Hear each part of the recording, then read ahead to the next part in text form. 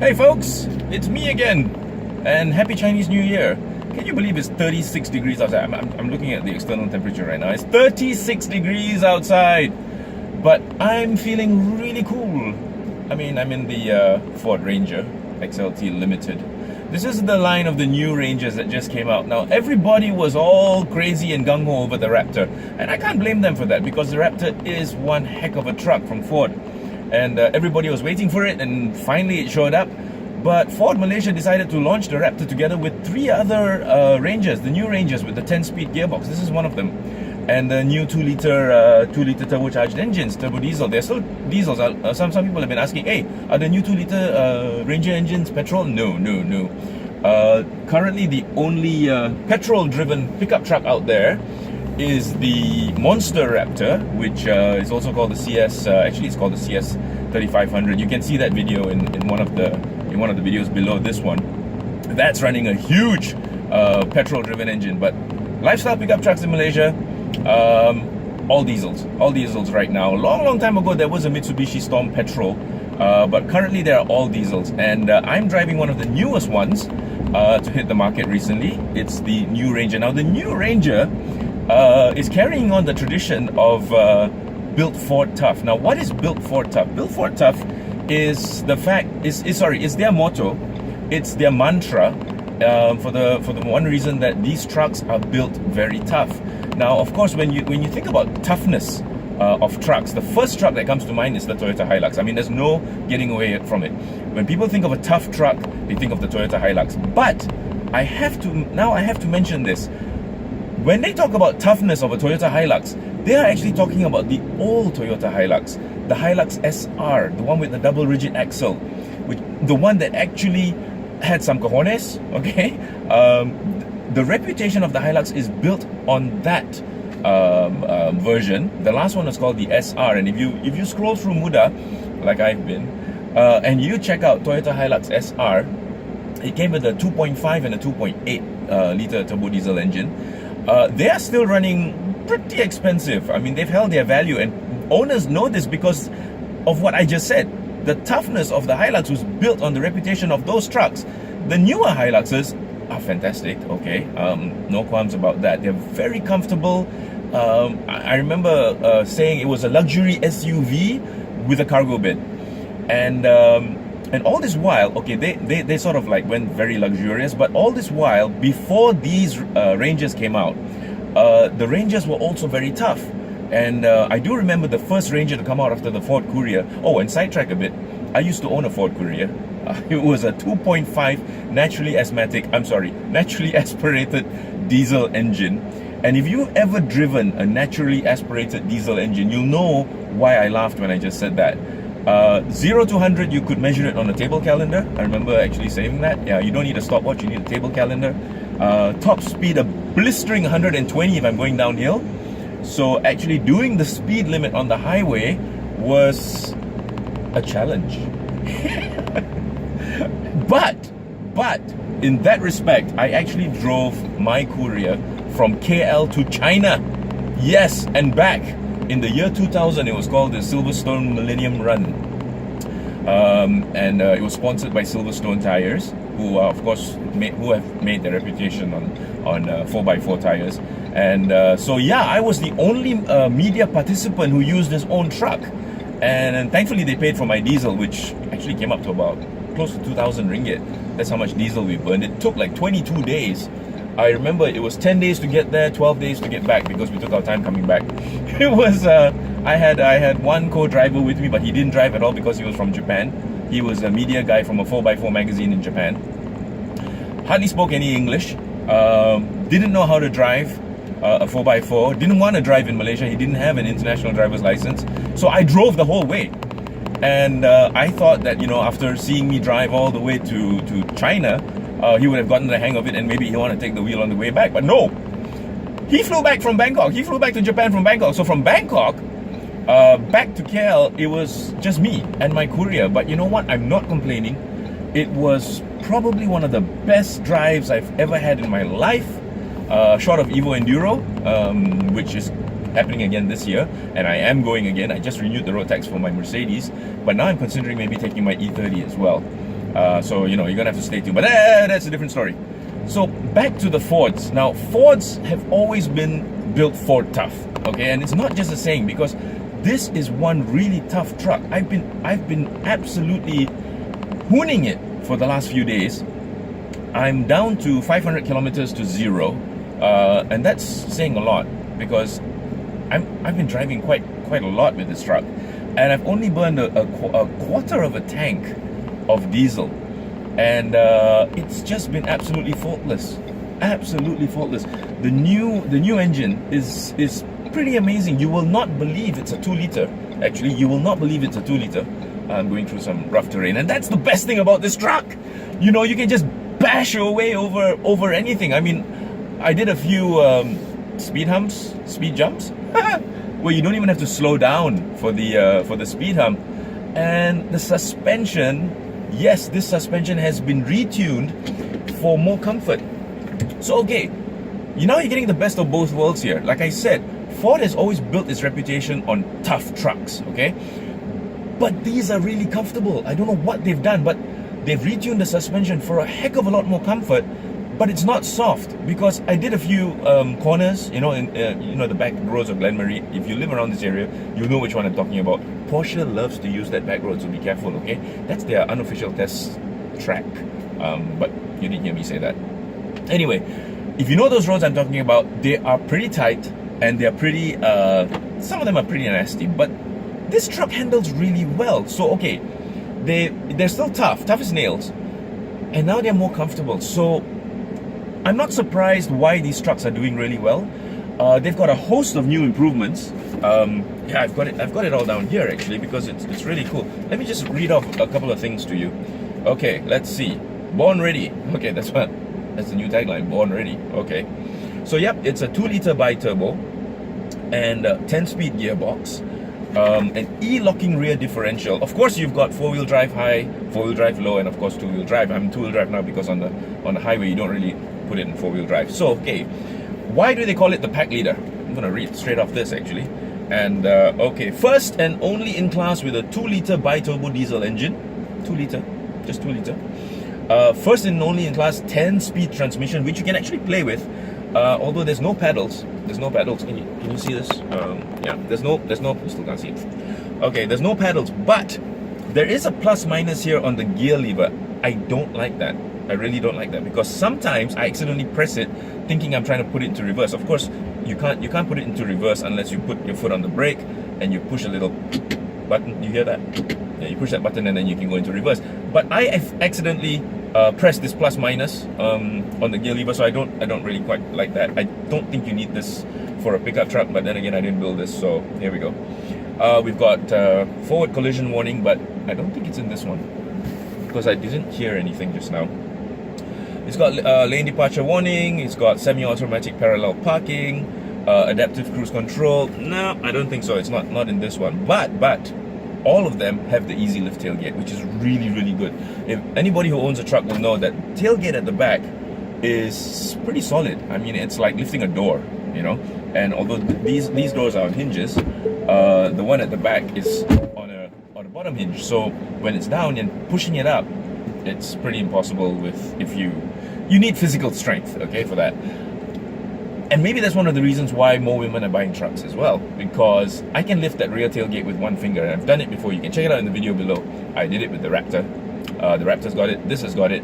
It's just a torsion beam. It's really cool. When you put the tailgate down, it twists, so it's loaded, and then when you put it up, it assists you because it's already loaded. I mean, that's the best way I can explain it. But I've been driving this truck now for a few days, like I said, and it is comfortable, it is quiet, the NVH is really good. It's still 36 degrees out there, but I've got the climate control. Yes, it does have climate control. I've got it set on 21, and it's really nice in here. I actually have to go out and do a walk around, and I'm really dreading it because it is so freaking hot out there. And of course, this being a test truck, there's no tint, so you know what, maybe a note to all car makers, please put a bit of at least heat resistant tint on your test cars, because I get out of this and I go into my own car and it's so much cooler because I've got heat resistant tint. I'm not saying blacken it out, you don't want to be a JPJ ticket waiting to happen, but you know, just heat resistant tint doesn't have to be dark. Common fallacy, and I've talked about it before. Just because your car is really, really dark doesn't mean it's really, really cool inside. It's the UV, it's not the light that causes the heat. So, okay, price. Got another piece of paper. Let's see what this one costs. Okay, so this is the 2-liter XLT with 4-wheel drive and 10-speed automatic transmission, and it's going for 124,000 triple eight. 124,000 triple eight. Is it worth 124,000 triple eight? That's a very good question. I don't know. Do you think it's worth 124,000 triple eight? I do. I've been bashing this thing around for the longest time, and it's still just taking it with ease. I really cannot find anything to complain about. Oh, except for one thing. The gearbox is a little bit noisy sometimes. I'll do a round. I don't know if you're going to be able to hear it now. I'm going to turn down the air conditioning at my peril, because you see the things I do for you. You can probably hear it. Let's try. See that rumble? But in terms of acceleration, no complaints whatsoever. This thing is very, very quick. I'm not going to tell you how fast I did, but I will tell you that it will sprint to the speed limit faster than you think a truck ever could. Okay? I guess that's a nice way of putting it. I'm not going to incriminate myself, but yeah, as far as trucks are concerned, this is such a far cry from my Courier. I can't even, it's like chalk and cheese. I mean, really, I hate using that term, chalk and cheese, but it is. I mean, chalk and cheese as far as the trucks in this segment have improved over the years. Then again, this was a good 20 years ago. I mean, the Courier, when it first came out. And don't forget, Ford did start this lifestyle pickup trucks segment. And if you need a refresher on why they did it, was because at the time they only had the Telstar and the Laser as far as production cars were concerned, and those were not really moving. In fact, I think the last, if I'm not mistaken, the last 20 units of the Ford Telstar, which was really long in tooth and nobody was buying them, they practically had to give it away. In fact, I think they forced their dealers to buy one each because nobody was buying them. So they came up. So what do you do when your cars are not selling in the segments that they're supposed to be selling in? Create a new segment. And that's what Ford did. Ford at the time created the lifestyle pickup truck segment, and before that it was always about, trucks were always seen in construction sites, lumber yards, palm oil estates, rubber estates. They were seen as commercial vehicles. They were never seen as something you would own as a private registered vehicle. But they did. They brought in the Courier. Silly name actually, Courier. I mean, come on, why not just call it, it's Malaysia, call it the Ford Mud Dispatch. But anyway, it was called the Courier. 2.5 liter turbo, no, non-turbo engine, diesel. And so yeah, that was more utilitarian than anything else, really. It was really more utilitarian than anything else, and Ford knew it. But they had to start somewhere, and that's what they started with. They started with the Courier, which was only sold for, if I'm not mistaken, 2 years, maybe even less, because they came out the Courier, then there was a Courier Splash, the yellow one. If you're a fan of Baywatch, who isn't? You would have seen it on Baywatch, the yellow truck that was actually going up and down the beach. I mean, you know, there was a truck in Baywatch. Yes, there were trucks in Baywatch. You know what I mean. But and they weren't being driven in slow motion either. Fans of Baywatch will know what I'm talking about. Anyway, so yeah, the Courier was the first one, and after that they quickly replaced it with the Ranger, which came with a turbo diesel engine. And oh my goodness, you know, from there, that's how the Ranger name made a name for itself. And till today, the Ranger name is really strong. When it comes to 4x4s, Ranger is right up there. And they haven't reneged on their deal. They are still building these trucks really tough, but now they've added a modicum of comfort as well. Not a modicum, quite a bit of comfort. Like I said, NVH is amazing. Power, oh my goodness.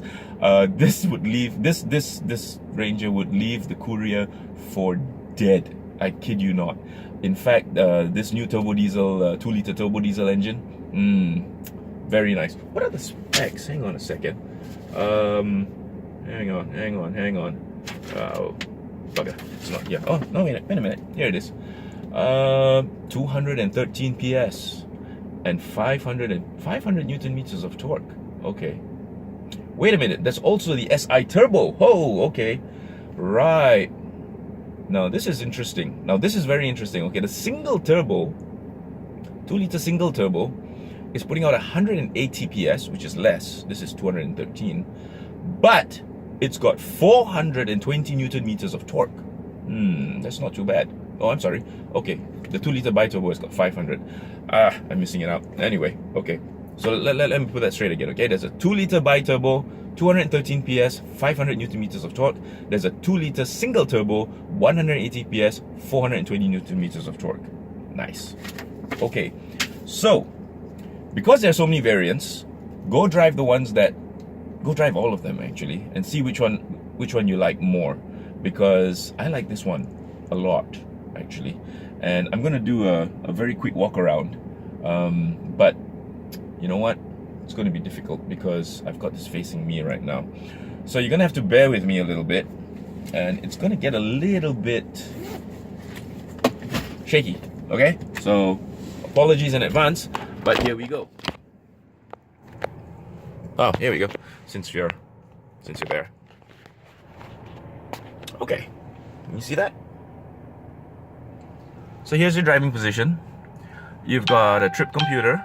On display modes, you got your trips, you got your fuel economy, you got driver assist. Nice. Okay, so heading outside, let's go have a look at this thing.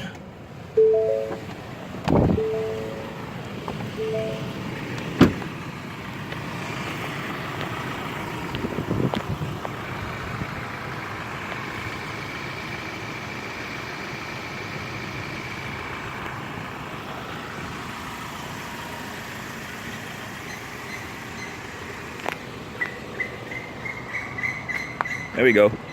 Limited Plus. So, a demo on the tailgate. So here we go. Okay. This is really heavy. Okay, now with the trucks without the assist, this is really heavy. But with the assist, okay, I'll do it with one finger. Just in case you thought I was lying, okay? One finger. Here we go. One finger. Amazing. Amazing. Try doing that without the assist and you'll break your finger in 4 places.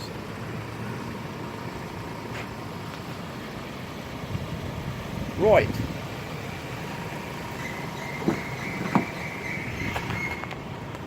Here's the inside. Really sorry, my gimbal's actually in there, but I've got the orientation all wrong. So, yes, one thing. Rear seat comfort. That's my driving position. Look at the amount of legroom. Not too shabby at all. And of course the rear doors now open a lot wider. There was a complaint a long time ago, which they actually sorted it out with the previous generation Ranger. There was a complaint that the doors didn't open wide enough, but these do. These really do. And yeah. 12-volt sockets for the rear passenger. Cup holders.